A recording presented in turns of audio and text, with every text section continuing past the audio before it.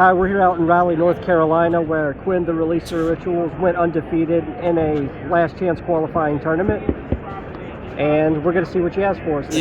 Yeah, unfortunately we played a trap deck. We played Labrynth today. So let's go for the main deck. We're Ariana. You know, just best card in the deck. I mean, it's your normal summon. I feel like this doesn't need explaining. We're on the furniture, 3 Chandragleer, all 3 Stovey. These are some of the best cards you can draw. It's a big initial investment, but once you get over the hump and once you really start getting the plus, these cards become some of the most powerful because you just you get to chain link 5 by yourself on the resolution of a trap, and these just let you go off so much harder, even on your own turn. So that's that for the furniture. So, why do most people go to 2 Ariana? Why were you comfortable with 3? I think I was really, because I wanted to see it. I didn't mind drawing multiples of it, because the thing is, unless I'm getting OTK'd, drawing a multiple, the second one is going to come, the second one's going to happen. And even, drawing this card, you know, I can see it off of Prosperity, because I'm playing Prosperity. I just wanted the consistency, and I wanted to be able to see engine and impactful engine, because this is the most impactful engine card by a wide margin. Very good. All right. For the big ones, I am on 1 lady. I cut it from 1. I was on 2 for all of yesterday and all of Friday, and I just didn't like it. So, because I was boarding out of the second one every single game that I had. So I just decided for this qualifier, I'm just going to cut it down to 1. And I cut it down to 1, and I did not miss it a single time. I think Cash banished it off of Rise Heart once, but it didn't matter because I won the game anyway because the guy bricked. And, you know, that was fine. We got 1 lovely. This one's signed by Evilise. Shout out to her and her Workalis and her testing group. They got my deck box too. Love that. This is the strongest card in your deck. You absolutely need it, but you do not want to draw it under any circumstances, which is really, really annoying. In the flight that I won, I think I opened this once, and it was game 2 against Despia, so I was comfortable just scooping and going to game 3. And we played the 1 Q clock. I have tested this in 1, I've tested this at 2, I have tested this at 3. I think I like this at 1 the most. I would probably bump it up to 2 if Shifter really came back into the format. But right now I feel like there's not enough decks that are on Shifter that you're scared of for it to matter. Because a lot of times you can just kind of chain your furniture to the Shifter and you're okay. That is it for Labrynth monsters. For traps I played all 3 big, all 3 regular welcome. I feel like this doesn't need explaining except for maybe the 3rd of the regular welcome. Again, what I valued was consistency, and I valued the ability to see impactful engine off of Prosperity, and this card this card's fine, it's not great, but it is just advantage, you know. A lot of times what I've had to do was I'd open welcome Q clock furniture, and what I would do is I would normal the furniture, pitch the coup clock, activate welcome, get the second furniture or get Ariana, and then just start playing from there. And so that was my sort of case for the for playing all 3 of the regular welcome. Plus, if I get the Starlight, it's going to look really nice to have all of them. So that's that for this. We are on 1 Daruma Karma Cannon in the main deck. This is your convincing in deck out for towers, for Dragoon, for big link decks. Hard drawing this card is crazy. I might actually bump it up to 2 because I liked drawing it, and I didn't really mind the amount of times that I did hard draw it, because you know, even if you're playing removal traps, but even if you draw them, you're doing well, because them plus your hand traps, you just draw a big welcome Labrynth off the top and you win the game. In that same vein, punishment, because you want to be able to send stuff like Garura to be able to draw a card. And it's just really impactful to have a solid 2-for-1 trap that you can also chain block the effect activations with. I main decked 1 Eradicator. This was not in the main deck for the longest time because for my flights, but when I cut the second Lady Labrynth, I decided to put Eradicator from the side deck to the main deck, which I think was which was a good choice, because having it in the main deck and being able to threaten it turn 1 going first was great. I don't think I won a single die roll in the flight, and I would lose game 1 pretty often, but I would get them on the games 2 and 3. In that same vein, Terrors of the Overroot, because this card is hilarious. It bricks Kashtira, and I bricked a Kashtira player on a bell with it in one of my matches, and it was very very good. I wish this card had an OTS super. This card really needs to be hollow because the rest of the deck is shiny. So that's it for kind of Labrynth cards. I mean, for I guess supplementary engine, we played Prosperity. A lot of people are on Extravagance. I think I like Prosperity more because I like being able to see side deck cards, and I'm also only on 1 Chaos Angel and 1 Muckraker for reasons of not having them and not wanting to buy them for a deck that I don't know how long it's going to last. So we're on the 3 Prosperity. Digging 6 cards deep into your deck in this deck especially is really crazy because you're boarding into really strong things like Lord of the Heavenly Prison. Would you consider Extravagance if you just couldn't get a hold of the Prosperities? I would consider. I think Extravagance, if you can't afford Prosperity, is definitely a good substitute. But you are just going to lose your Chaos Angel and your Muckraker every so often, and I'm not the biggest fan of that. I also think again it's the digging 6 cards deep into your deck that makes Prosperity really that strong. And choosing the extra yourself. Yeah, because I feel like going +1 is cool, but a lot of times I had to prospe for an Ash because I already had everything because I knew I was against Branded. That's brilliant. So I think prospe is the way to go. Speaking of Ash, actual monster hand traps, Ash just because it hits everything. And in the same vein of things that hit almost everything, I'm main decking the Nib. This might seem like a weird choice when you see another one of my choices that I made later on, but I think it's absolutely correct. Because, first of all, I feel like decks aren't playing around it. I feel like your deck uniquely has free ways to out the token.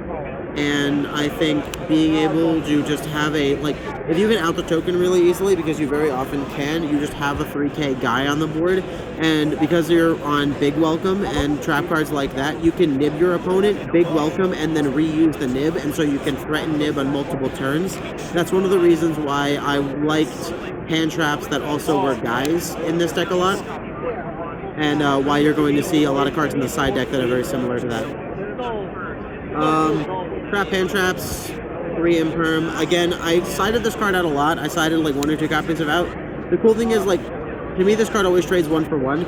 So I can really easily just kind of side 2 or 1 of them out in whatever matchup I'm feeling like I want just, a 1 of, or, I'm on 5 Bestials in the side deck. So, maybe I can only take out 1 3 of, I can board out 2 Imperms, or I can board out 1 Imperm, 1 Terrors, or whatever. There's a lot of different reasons to be on Imperm, and I think just a card that can always be sided out no matter what the situation, or just kept in if you kind of decide you want it is never bad. And the disrespectful part of the deck, I chose 3 Gozen in the main deck, and I chose 3 Solemn Strike in the main deck. These cards were pretty solid for me overall. Gozen match, the theory obviously is that a lot of the decks that are running around these days are not mono attribute. So you can play under Gozen all day long. Your opponent can't play under Gozen as much. If you can lock your opponent under Nib, you can nib your opponent and then flip Gozen so that the nib doesn't resolve all the way. And I understand that nib plus Gozen is a really really suspicious choice. But my theory was that both of these cards read clear the board, and I'm fine only being able to resolve one of them even if I draw both of them, because I'm discarding for the furniture anyway. Who cares? And I again, the reason I call these the disrespectful cards is that I just kind of wanted to disrespect my opponent. I chose violence. I woke up and chose violence. Very good. You want side or extra? Extra. All right. The extra doesn't really make that big a difference. I'm on Lingeribo because I'm eternally afraid of Ibli. It doesn't really make that big a difference, but I'm on it. A Relinquished Anima because Kuplak is a level 1. And a lot of times what I would do is, my opponents wouldn't play around it because, they don't think that you're on it, or, they just completely forget about it. I think I made this once, and I won the game that I made it in. It was pretty solid. I thought you knew. Dark to Dark Charmer Gloomy. So you get Fiend locked really easily in this deck, but the Fiend lock is only on one card, and you can avoid it depending on what kind of engine you open. And so if you don't get it, you can use this to easily link climb into something like a Nightmare. We're on one Muckraker. Again, this is a Link 2 that helps you get to game. Paired with Chaos Angel, this card is really crazy because did you know Chaos Angel doesn't have a once per turn on it? It just doesn't.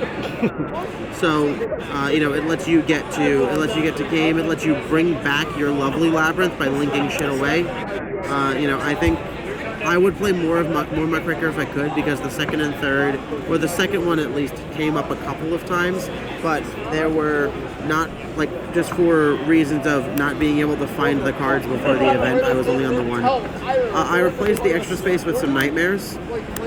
Griffin came up actually against I think a Despia player. I had made Muckraker earlier on in the game, and it was still on the board, and I had a bunch of furniture sitting around, so I used Muckraker to bring something back and then made Griffin underneath it, and my opponent just couldn't play because special summon monsters can't activate their effects except if they're linked, And I just kind of wanted a floodgate, because did you know also this can reset a trap from the graveyard? Which is a really easy way for you to continuously get into your engine. For more links, I choose to play Bucephalus because we were on punishment because he sends Garura. And we'll just get into Garura because you like drawing cards. I mean, you want to have cards in your hand, and to be able to Bucephalus send it is really easy. We are on Entis for similar reasons because you want your punishment to be able to trade 2 for 1. One Chaos Angel. This is the guy. This guy's really easy to make in this deck. I feel like if you haven't heard of this card, I feel like you're kind of sleeping under a rock, He does not have a once per turn, so absolutely link him off with a random furniture into Muckraker, bring him back, banish another thing. The only thing that you don't preserve there is the destruction by battle, but that doesn't actually come up all that much. And then this is the kind of secret spice that's in my extra deck, Golden Cloud Feast him along. This card's a bulk common in Cyberstorm Access. You use it as a punishment target when your opponent is on something like Branded, because what you can do is you can flip the punishment target anything, just any like an Aluber or something that happens to be on their field, send them along to the graveyard while they're resolving Branded Fusion. Branded Fusion resolves, they get their fusion monster, and then you can just Malong target the fusion monster that come out and put it right back in the deck. And so they really don't get to go plus when you can do that. And it's also good for things that you don't necessarily want going to the graveyard. Mirror Jade's a good one. The only thing annoying about it is that it's 2200. And it's also cool because it's a synchro. So if you wanted to play Ultimate Slayer in the side deck, you totally could. You would just need like the rank 8 aggregator. And that is it for the extra deck. What would you say was the MVP of your extra deck? MVP of my extra deck, honestly, was probably Muckraker. By a wide margin, probably Muckraker. Just because I can't tell you how many times I had a bunch of furniture sitting on board that I couldn't do anything with, and I simply made Muckraker and brought Lady Labrynth back and kept playing. Very good. Because lovely Labrynth gets you a trap, lovely Labrynth, makes your shit not respondable, and you're in a very good position from there. Would you consider 2, or do you think one's enough? I would play more of this if I had them. I would play 2, I'd play all 3, I think this is absolutely correct. I think these 2 are the MVPs of this extra deck because, you want to be able to go into this guy as much as possible. I don't actually think I made this guy at all during the flight that I won, but that is not a reason to not play him, because you should be playing him because your extra deck is filled with nothing else, so why do you care? And then for the sideboard, I boarded into 3 Lord of the Heavenly Prison. Yep. This is kind of leftover-ish. Because what I used to be doing, what I did for a while was I boarded a like 3 Lord of the Heavenly Prison and 1 Imperial Iron Wall that I would use into like a Kashtira or a branded or a runic matchup especially. Because if you set Imperial Iron Wall off of this, Imperial Iron Wall says neither player can banish cards, so it can't actually resolve the part of the effect that banishes the card of the end phase. So you just get a free floodgate out of it, and so you don't need to worry about banishes from then on. And it's a good engine. I mean, I do recommend if you can find the space, you can fit like the 1 Iron Wall in just for going first against those sorts of matchups. But I kind of really valued a lot more of my extra deck space because I just wanted to play a ton of dragons, you know?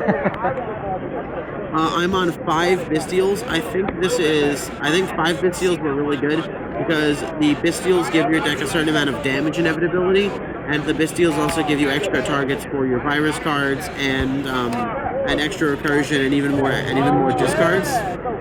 Big bodies that do stuff. They are big bodies that replace themselves, you know. Baldrake actually came up a bunch today. That's my favorite. Like Baldrake, Tribute of Furniture to banish like a fusion monster. Really solid stuff. We are on Radian. This was probably the least good card in my side deck. I thought Radian, like, I boarded into it against Kashtira and I didn't see it. But I was winning the game. I won the game that I did it in anyway because he couldn't get to engine, and I found other ways to out whatever he did put up.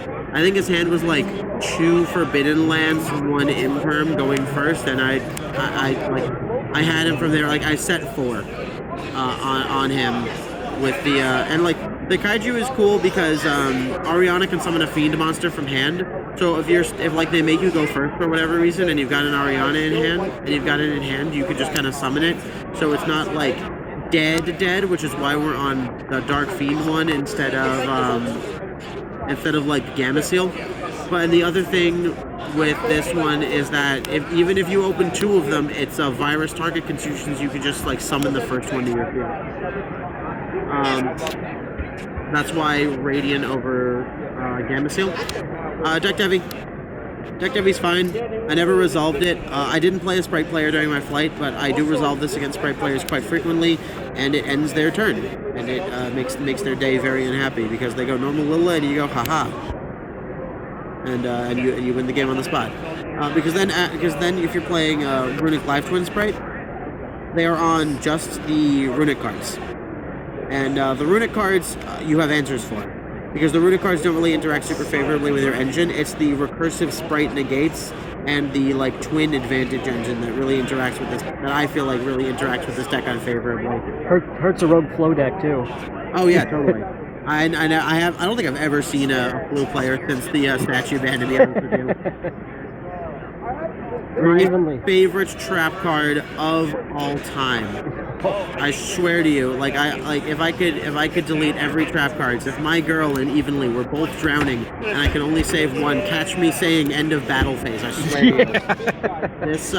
This card is unstoppable. I mean, you know, like what I would do against Cash or even against like Despia. I did this in testing against a Despia player earlier today. I boarded into Evenly plus the Kaijus. I went end of battle phase, evenly him. He kept Mirror Jade, Kaiju the Mirror Jade. Oh, that's beautiful. He was on nothing, and then I set 3. Just like, my guy, you're not playing the game. This, yeah, like the evenly plus the Kaijus, I think is really powerful because like big like Omni Negate boards are a lot less common these days, and even if they use an Omni Negate on the evenly, it's an Omni Negate that they're not using on something that's more important. And I think I'm fine with that because like this deck doesn't really care about the battle phase until you're going to kill and you need to find lethal. But the thing is, your main deck monsters are just so huge, and like in the sided games, the Bystials help so much with that. I think that's the way to do it. So that's the deck. I'm trying to think of what I would change with it. I think I think I might actually cut down the bestial count. I might go down to just like 2 Magna, 1 Druids, 1 Baldrake, and then play the Iron Wall for the Heavenly Prison. But I don't know. I feel like that needs a lot more testing because like it's a purely theoretical idea that I had. Obviously, I'd probably change the main deck hand traps up based on the format, and also a couple of the main deck traps based on the format. Like, you know, if Ash for whatever reason falls out of the format, or if Nib falls out of the format, you know, we might change these up. But I think these are really, really good. Imperm was actually probably the worst card for me today, but the thing is, it's a card that always trades 1 for 1 no matter what you're doing with it. Right. So I feel like I'm not too inclined to change the imperms out for anything else. And Strike in the main and Gozen in the main felt really, really good, so I feel like I'm going to hang on to these. I would probably play a more specific Floodgate if different attribute deck starts falling out of the meta, but I think otherwise these are more than good. You know, so that's the deck. I mean, it got me my invite for next year. It got me the mat. It got me the deck box. So, you know, I'm not, you know, I can't really complain that hard. Once again, shouts out to Evilise for inspiring me to play the deck, and also for signing my lovely Labrynth. Oh yeah. Thanks for the profile, Mikey. No problem. You have fun next year at Nats. Oh yeah, it's gonna be a lot of fun. I'll see you there, man. See ya.